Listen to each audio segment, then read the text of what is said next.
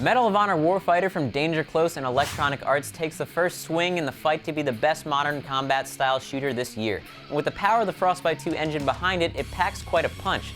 So will the hyper-realism of the franchise coupled with the power of Frostbite 2 be a knockout, or will it just put you to sleep? Let's find out. Not with weapons in your grid. Roger, Buddha. Do me a favor, just don't start the shooting. Who, me? Raise you when we're steady. Richard, can't be sloppy. Let's smoke these guys and roll.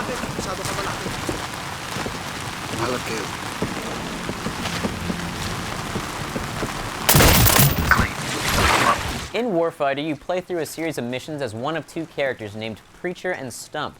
Your mission is to hunt down a terrorist leader known only as the Cleric and stop him from shipping mass amounts of an explosive known as PETN for use in terrorist attacks. The story isn't too in-depth or engaging, but it provides a nice canvas for the intense missions that take place, and the fact that a lot of them are supposedly based on real events is pretty mind-blowing. Generally speaking, Warfighter was a mixed bag for me as far as the game elements. It seemed like for everything that I loved about it, there was also something that bothered me. Let's first talk about the obvious one, the graphics. The graphics in Warfighter are insane. Frostbite 2 has never looked more impressive, and in general, the visuals felt better than in Battlefield 3, if that's even possible. Solid shoot, Victor! Good work! The lighting effects were ridiculous, and the level of detail, at least on the surface, was astounding. Unfortunately, despite the amazing graphics, Danger Close really handcuffed the engine by offering a very limited amount of destructibility. I don't have a clear sightline here. I know, I'll just shoot this bamboo and then... Oh wait, I forgot bullets can't go through wood. There were random bits of destructible terrain, but most things that should have been able to be blown apart or torn to shreds with bullets were completely invincible. This bothered me a lot, especially given the capabilities of Frostbite 2 that we've seen in Battlefield 3. Now let's talk about the campaign itself. It has all the elements of a typical modern shooter, complete with sniping missions, stealth segments, and slow-motion breaches. This last one is used a lot. It's like you're part of some elite task force that's charged with killing every door in the world.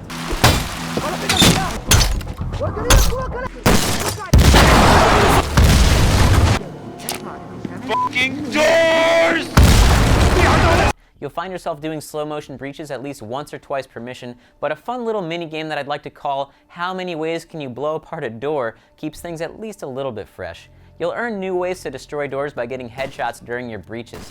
The annoying thing about this aspect, though, is that one breach isn't more effective than another. You start with your basic kick the door in and flashbang, and then use everything from a hatchet to a shotgun to explosive charges to get the job done. But no matter what you do, it's the same result. The most annoying thing about the campaign, though, was the bugs. There were minor bugs like corpses magically disappearing, and then more major game-breaking bugs like this one that forced me to have to restart the mission in order to try to fix them. I got the gate. Going right.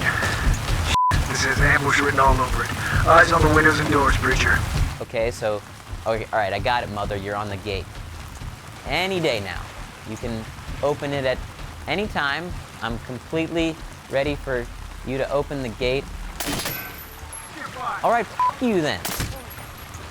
Another mixed bag is the AI. The enemy AI is some of the most realistic and exciting that I've seen in a game thus far. Your opponents will constantly be looking for ways to change up their angle of attack, advance on your position, and ultimately flank and destroy you. In addition, in some instances, they also seem to retreat realistically when they knew they'd been outmaneuvered, and would sometimes even seem to panic and simply try to bum rush you. I really like this. Conversely, the AI for your teammates wasn't all that great. During program segments, when their aid was built into the mission, the AI worked flawlessly, taking out targets that you didn't nail yourself.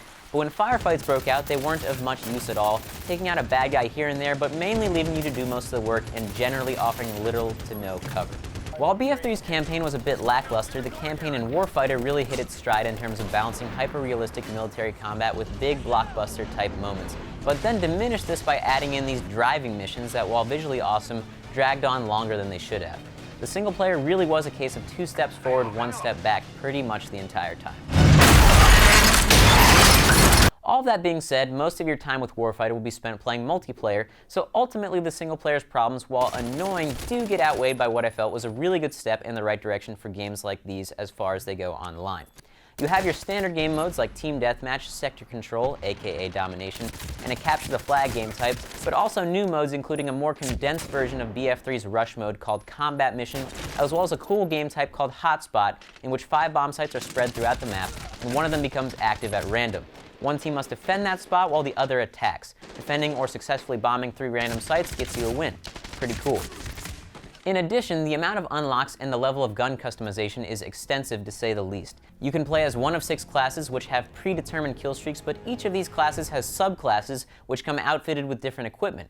Each class also has about 12 different guns to unlock. In addition to the 70 some odd guns in the game, each gun is incredibly customizable, as you can swap out the optics, barrel assembly, muzzle, receiver group, magazine style, and paint job. And most of these things, in addition to changing your weapon cosmetically, have effects on the gun's stats, which make each weapon versatile in a variety of situations, depending on how you outfit it. The Warfighter multiplayer also introduces the concept of the fire team. When you join a match, you are put into a 2-man squad. You can choose at any point during the game to either spawn at a designated spawn zone or to deploy onto your squad mate, assuming they aren't in combat. This already promotes a high level of teamwork even in team deathmatch, but in addition, if your teammate dies and you avenge them by killing their killer, they're instantly respawned at your location as a bonus. Your buddy avenged you. You're back in the fight. A simple addition, but one that makes even the most chaotic game modes more tactical by leaps and bounds, and simultaneously fixes many of the spawn-related issues that you had in games like MW3. Other spawn-related issues in attack and defend game modes are solved by simply adding out-of-bounds areas that make it extremely difficult to spawn camp.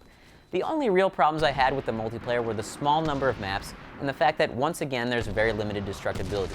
But overall, it's fun, balanced, and with Frostbite 2, a really visceral experience. Medal of Honor Warfighter is a game that feels like it needs 2 scores. The single player, while impressive looking with fun combat, had several extremely major problems and would score around a 6 in my book with the bugs in mind, while the multiplayer with extremely deep and meaningful customization and a streamlined spawning system deserves more like a 9 out of 10. Because this game is meant more for the multiplayer, I'll round that up slightly and give Medal of Honor Warfighter 8.25 headshots out of 10. For more news, reviews, and video game shenanigans, be sure to keep it locked right here to Smosh Games.